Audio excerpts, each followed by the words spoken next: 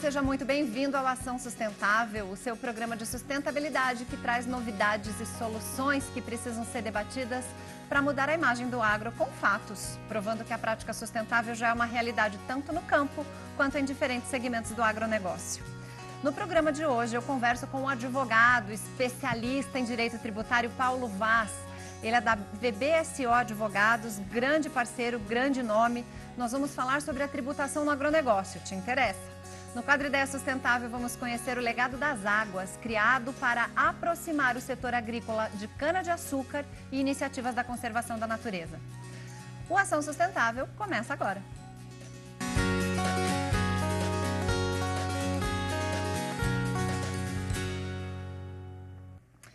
Agora o assunto é tributação no agronegócio. Para ajudar a gente a entender melhor, eu converso agora pela internet com o advogado Paulo Vaz, ele que é o tributarista da VBSO Advogados. Eu vou chamar o Paulo e se você tiver dúvida, você guarda para o final, você pode mandar para a gente que eu vou te dar o WhatsApp, vou te dar o telefone e tudo isso, ok? Paulo, muito obrigada, seja muito bem-vindo ao nosso Ação Sustentável. Satisfação é minha. Paulo, vamos começar. O doutor Paulo Vaz é um nome que ele ressoa aí quando fala em tributação e nós o consultávamos muito para falar a respeito da reforma tributária que estava na iminência, mas não aconteceu, né, doutor? Como é que o senhor avalia? Nós estamos em meio de 2020, essa reforma tributária não aconteceu. Como é que o senhor avalia o impacto dessa falta da reforma para o agronegócio? A verdade é que a Covid gerou uma descontinuidade de vários processos importantes para a sociedade, né? E no que diz respeito aos debates sobre a reforma tributária, ela criou uma situação de suspensão geral das conversas. Nós, só para ficarmos na objetividade, né, temos duas grandes propostas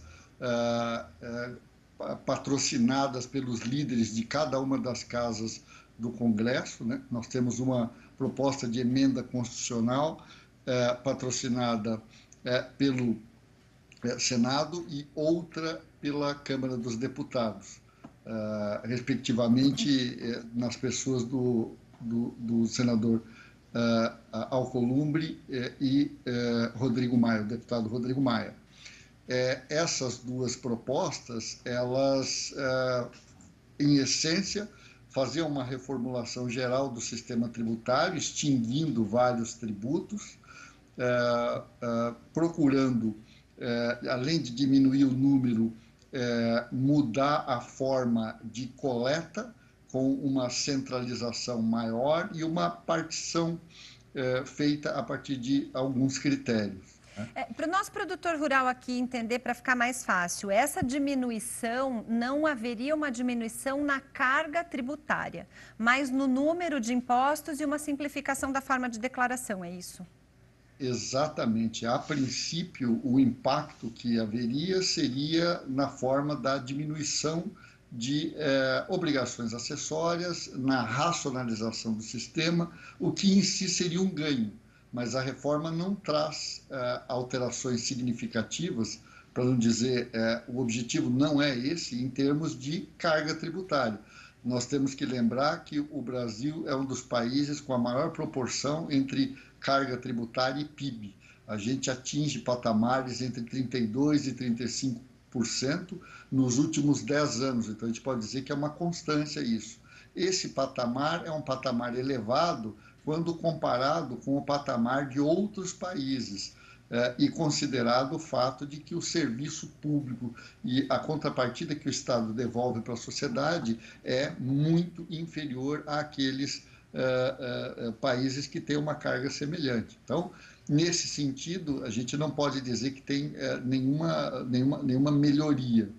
Do ponto de vista, se você me permite continuar nessa linha, claro. Do ponto de vista do setor agropecuário, existem algumas preocupações relacionadas à reforma. A primeira delas é que a reforma em si, nenhum dos projetos, traz uma mudança também no cenário de financiamento do Estado em termos de fonte de recolhimento dos tributos, né?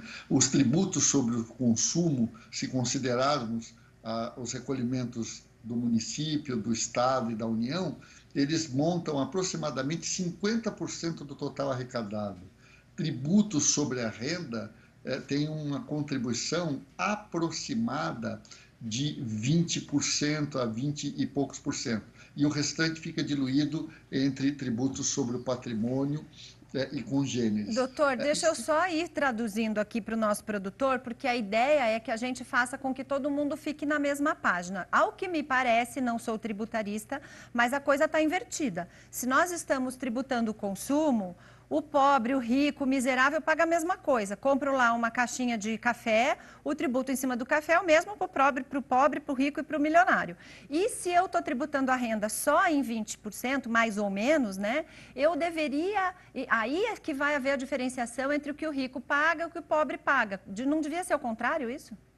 Exatamente. Na verdade, esse devia ser o objetivo maior da reforma, né? Fazer justiça fiscal, justiça social, a partir de uma modificação no sistema de financiamento. Não estou dizendo que isso é uma tarefa simples, porque se a gente olhar para o sistema de repartição das receitas, a gente vai perceber que a União arrecada cerca de 70% do total. Os estados arrecadam cerca de 25% do total de tudo que se paga de tributos no Brasil. E o município, aproximadamente 6%. Então, a gente percebe que a União é uma grande centralizadora, é o grande cofre. Existem mecanismos de repasse, mas a União é, de longe, o ente da federação mais aquinhoado com esse recolhimento de tributos. O que está errado também, né? A verdade é que a gente mora no município, a gente não mora na União, né?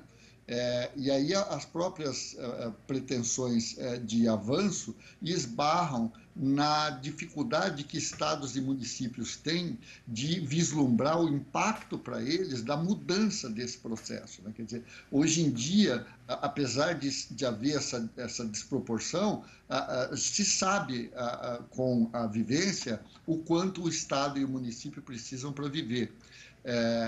Numa mudança de critério de recolhimento de tributo, numa mudança de formatação de arrecadação, todos ficam inseguros em relação ao resultado. Certo, claro. Até porque sempre foi feito assim. Pois é, e a gente não pode esquecer de uma coisa, Samantha.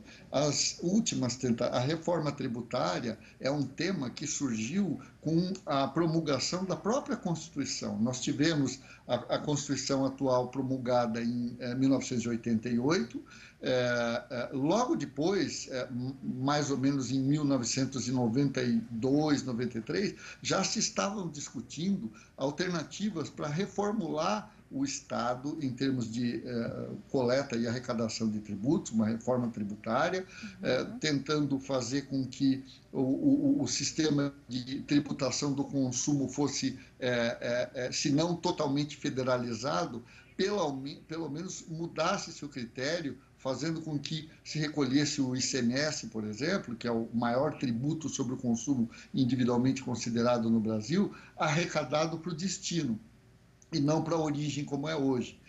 E isso nunca avançou. E das duas últimas grandes experiências que a gente teve, que a reforma chegou a andar no Congresso para passar, ela não foi para frente, em grande parte pela resistência de estados como São Paulo e Minas Gerais, que têm muita dificuldade em aceitar uma mudança desse critério. Então, há vários impeditivos de que a reforma ande fácil. E, claro, que o Covid só fez afundar mais a chance dela vir a ser aprovada com rapidez, porque ele adiou toda essa conversa para mais para frente. Não, e deixou tudo suspenso, né? Deixou tudo suspenso. Bem, já demos um panorama macro. Eu vou para um intervalo rapidinho. No próximo bloco, a gente vai falar especificamente dessa questão para o agro. O agro tem muitas questões tributárias com dúvida, inclusive com relação até recuperação judicial, por exemplo. Não tem a ver com tributo, mas tem a ver com a saúde financeira desse produtor. De que forma que isso pode afetar? A gente volta daqui a pouquinho, ok, doutor? Tá ótimo. Bem, agora é a hora de esclarecer a sua dúvida.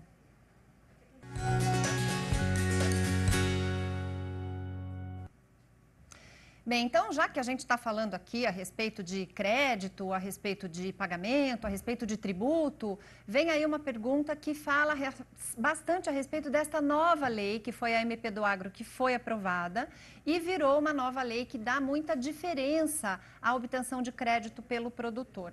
A pergunta que nós recebemos aqui é a seguinte: quando eu quero buscar um crédito e eu quero buscar um crédito sozinho, eu posso pegar mais pessoas para dar garantia junto comigo? A gente vai dar essa resposta para você logo depois do intervalo. A gente vai para... É bem rapidinho, mas a gente volta e na volta a gente continua o bate-papo sobre tributação, principalmente a tributação no agro com o Dr. Paulo Vaz. Já já que a gente volta.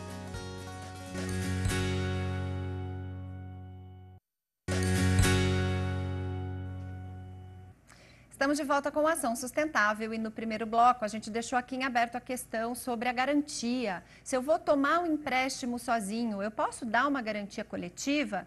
E de acordo com a nova MP do Agro, que virou lei, sim, existe um tal de fundo de aval fraterno, que é uma coletiva de garantias que você pode oferecer em troca do crédito que uma só pessoa vai tomar. É lógico que isso tudo é um grande acordo, mas é possível fazer como se fosse, vamos casar aqui, né? Cada um casa um pouquinho e constitui a garantia para se dar para uma instituição financeira para você poder tomar esse crédito. Lembrando que estas garantias, elas ficam de fora caso um daqueles produtores peça uma recuperação judicial e aqueles bens estejam comprometidos. Já com esse fundo de aval fraterno, eles não podem entrar na recuperação judicial, eles ficam garantidos ao credor. Isso dá mais credibilidade à operação toda, né? E aí isso aumenta a oferta de crédito para o produtor rural. Se você que está assistindo a gente aí tem alguma dúvida, não sabe se aquilo que você ouviu por aí é verdade, manda sua dúvida aqui pra gente. É só mandar no nosso WhatsApp, que é 11294-258-9183, ou pode entrar em contato direto com a nossa produção no 11-3131-3719, ok? Vamos agora ao Ideia Sustentável.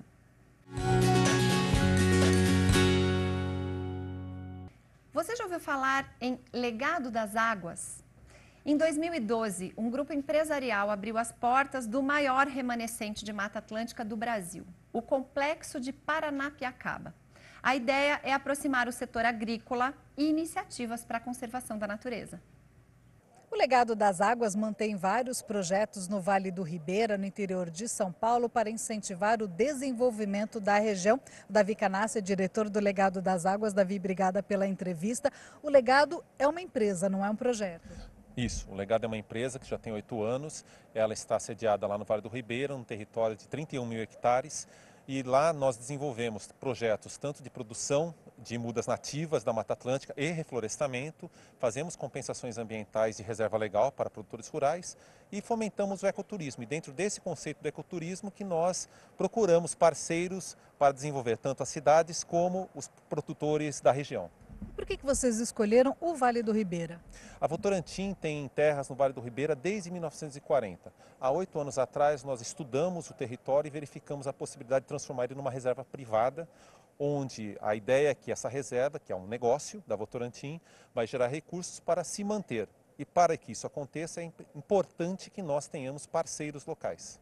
Você falou também do incentivo à produção. Vocês mantêm, vocês ajudam na gestão da Casa do Mel. Fala um pouquinho desse projeto. A Casa do Mel, a Apivale, que fica em Juquiá, é um projeto que nós apoiamos desde 2016 através de um programa interno chamado Redes, que é uma parceria da Votorantim, do BNDES e do Legado das Águas, que conjuntamente dão tanto aporte financeiro como técnico para que parceiros relacionados a associativismo, cooperativas, associações possam se desenvolver. E a Casa do Mel tem sido um ótimo parceiro e um sucesso, porque eles tanto adquiriram a tecnologia para melhorar a sua própria gestão, como estão produzindo cada vez mais. No último ano, em 2019, eles conseguiram atingir 8 toneladas de mel. Hoje são 30 apicultores na Casa do Mel? Isso, quando nós começamos, eram 12 apicultores, hoje estão com 30 apicultores e eles estão se desenvolvendo muito rápido. A expectativa em 2020 é que chegue à produção de 10 mil toneladas. E esse projeto é importante porque o produtor depende dessa renda, né? Sim, o produtor rural, principalmente ali no Vale do Ribeira, ele consorcia o mel com várias outras atividades da sua pequena propriedade rural. Então, a melhoria na qualidade do mel e no aumento da produção aumenta a renda das famílias. E aumentando a renda das famílias, automaticamente você melhora toda a cidade ali, toda a região. Quais cidades ali que você engloba, que o projeto engloba? O Legado das Águas, ele está em 3 cidades, em Itapiraí, Miracatu e Juquiá. Mas, na verdade, o Vale do Ribeira são 23 municípios. Então, qualquer melhoria que aconteça dentro, por exemplo, de uma associação como a Apivale, está melhorando todos esses municípios no entorno dessa associação. Isso é importante, né? Obrigada pela entrevista. Renata Afonso para o Terra Viva, o canal que planta e cria o futuro. E agora um recado importante para todos os agricultores familiares do país. Por conta da pandemia do novo coronavírus, o Ministério da Agricultura, em parceria com o Ministério da Saúde e a Agência Nacional de Vigilância Sanitária, sugere o cumprimento de boas práticas de manipulação de alimentos pelos profissionais e estabelecimentos do setor em todo o país. Vamos ver. As orientações envolvem medidas de higiene. Deve ser feita a limpeza dos veículos de transportes, estoque de produtos, equipamentos e utensílios. Precisa haver espaçamento entre os funcionários e clientes de pelo menos 1 metro de distância. Álcool 70% deve estar disponível para uso de feirantes e consumidores. Já as luvas e as máscaras não são obrigatórias, mas as máscaras podem evitar a propagação do vírus. Para os produtores rurais, é aconselhável lavar as mãos com frequência. É recomendado o afastamento das atividades para pessoas que estejam nos grupos de risco, como idosos com mais de 60 anos ou pessoas que possuam doenças crônicas, como diabetes, hipertensão, doenças cardiovasculares, insuficiência renal crônica e doença respiratória crônica, como também aqueles que tenham contato direto com pessoas do grupo de risco. Os trabalhadores com sintomas respiratórios, como tosse, febre, coriza, dor de garganta e falta de ar, devem ser afastados das atividades e permanecerem em isolamento domiciliar por 14 dias, assim como os familiares que vivem na mesma casa. Apenas devem procurar um serviço de saúde no caso de agravamento dos sintomas. E a gente continua a nossa entrevista com o advogado Dr. Paulo Vaz, da VBSO Advogados. Dr. Paulo, que é especialista em tributos. Isso dá até um arrepio na gente. Dr. Paulo, voltando aqui. Nós começamos aqui a entrevista com um panorama geral a respeito das reformas, dessa inversão histórica que existe, né, de tributar consumo e não tributar renda, de acabar aumentando essa nossa diferença de tratamento mesmo, o abismo que existe nas classes sociais, né? E também essa diferença que existe da distribuição desses tributos entre União, Estado e município, que como o próprio doutor falou, a gente mora na cidade, né? Por que é a União que fica com o maior bolo? Tem coisas erradas para corrigir. Mas na vida do produtor rural, o que mudaria com a reforma tributária? Uma das preocupações que o setor como um todo tem em relação à reforma tributária é o fato de que, em alguns aspectos, ela gera insegurança. A maior insegurança que ela gera é o risco de, além de não provocar uma diminuição da carga, e isso é uma certeza, Sim, haja um aumento da carga tributária. E esse aumento pode atingir o setor rural. Vou dar um exemplo simples. Uma das propostas que está sendo analisada procura substituir todos os tributos sobre o consumo por um único tributo. Esse tributo sobre o consumo, ele incidiria sobre tributos, sobre situações tributárias previamente definidas, mas isso não garante que ele não venha a atingir produtos do setor rural que hoje são imunes à tributação ou mesmo são isentos de tributação. o que iria encarecer esse produto e prejudicar a venda para o produtor. Exatamente, exatamente. Mesmo as alterações que procurem simplificar, elas acabam com um sistema de tributação, começam com um novo sistema de tributação e não se sabe aquilo que hoje que o produtor tem como certo, se será preservado de fato do jeito que foi criado. Uma situação que é muito preocupante, considerando o tamanho do território nacional, é, por exemplo, a questão da guerra fiscal de ICMS. Hoje em dia, a gente tem uma distribuição das empresas pelo país, muitas vezes decidida a partir dos benefícios fiscais que os estados concedam para essas empresas. E no agronegócio isso é uma constante. Se houver uma revogação completa da legislação que hoje garante isso, e se criar um novo tributo que não respeite economicamente para fins tributários da mesma forma de coleta de tributos, você vai ter um problema, porque a empresa pode querer deixar o seu estado e voltar para um estado onde ela tenha melhores condições de negócio, né?